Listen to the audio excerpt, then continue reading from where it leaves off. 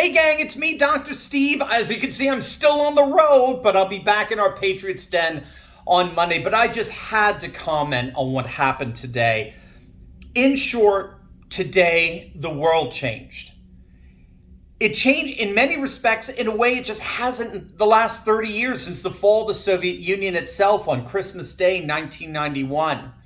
Today, Russian President Vladimir Putin, in a formal ceremony at the Kremlin, officially recognized 4 Ukrainian regions as the newest members of the Russian Federation. Last weekend, residents in those 4 regions, Lugansk, Donetsk, Zaporozhye, and Kherson, voted on a referendum to formally leave Ukraine and unite themselves to Russia. The referendums passed overwhelmingly. The Duma, the Russian parliament, voted to accept those referendums this week.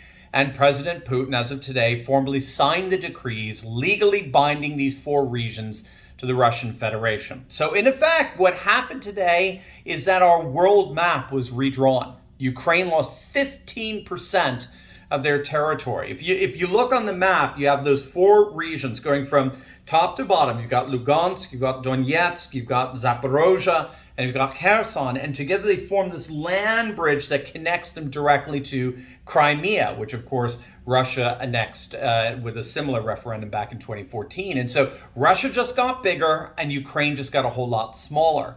And this is a permanent loss. There's no possibility of these regions going back to Ukraine. And Putin today made that absolutely clear in his speech celebrating the annexation. Now, before I go any further, for me, this is not a matter of praising or blaming Russia. Again, as an Orthodox Christian myself, this whole situation is tragic because you've got Orthodox brother killing Orthodox brother. Okay, I find the whole thing sickening in the end.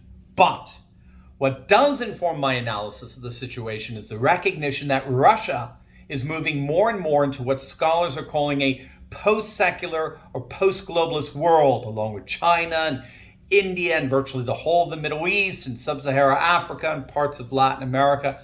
Russia is officially decoupling itself from the globalist West and embracing a post-globalist, post-secular Eurasian East, as it were. And in today's speech, Putin made that decoupling absolutely clear. It was an astonishing speech, astonishing in terms of its confidence, its bravado, its triumphalism, its total denunciation, repudiation of the West, the Western powers, I should say, DC, Brussels, Davos. And in effect, it was an official declaration of independence from the increasingly waning liberal globalist world order. It was a very substantive speech. It was nearly 40 minutes long. It rehearsed the fall of the Soviet Union and what Putin called the colonialist policies of the West, which deliberately sought to weaken and dismember Russia, which for Putin was a catastrophe, not because the Soviet Union was dismembered, but because the 1,000-year Slavic world was dismembered. Since the fall of Constantinople, Russia has seen itself as a third Rome, the center of the Orthodox Christian cosmos. You had the original Rome falling in 476, and then the second Rome, Constantinople, falling in 1453. So Russian identity is inextricably tied to the idea that Moscow is the third Rome, the center of Orthodox Christianity. And that Slavic brotherhood that Putin argued was deliberately mutilated by the secular West, deliberately, but not decisively. He made it clear that he was not bringing back the Soviet Union. That past is gone. Today, a renewed Russia no longer needs those modernist trappings of Soviet communism. No, that Slavic brotherhood is that new Russia is seeing a rebirth in a Slavic civilization. And in that spirit, the people living in Lugansk and Donetsk and Zaporozhye and Kherson, in Putin's words, are now our citizens, and they are our citizens, quote, forever.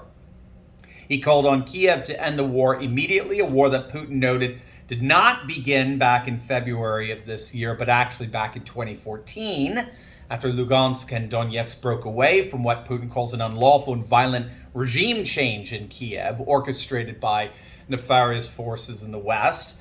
It's time for Kiev to stop the war and come to the negotiating table. But Putin made it absolutely clear that those negotiations will have nothing whatsoever to do with the 5 regions, including Crimea, that have now been officially annexed to the Russian Federation.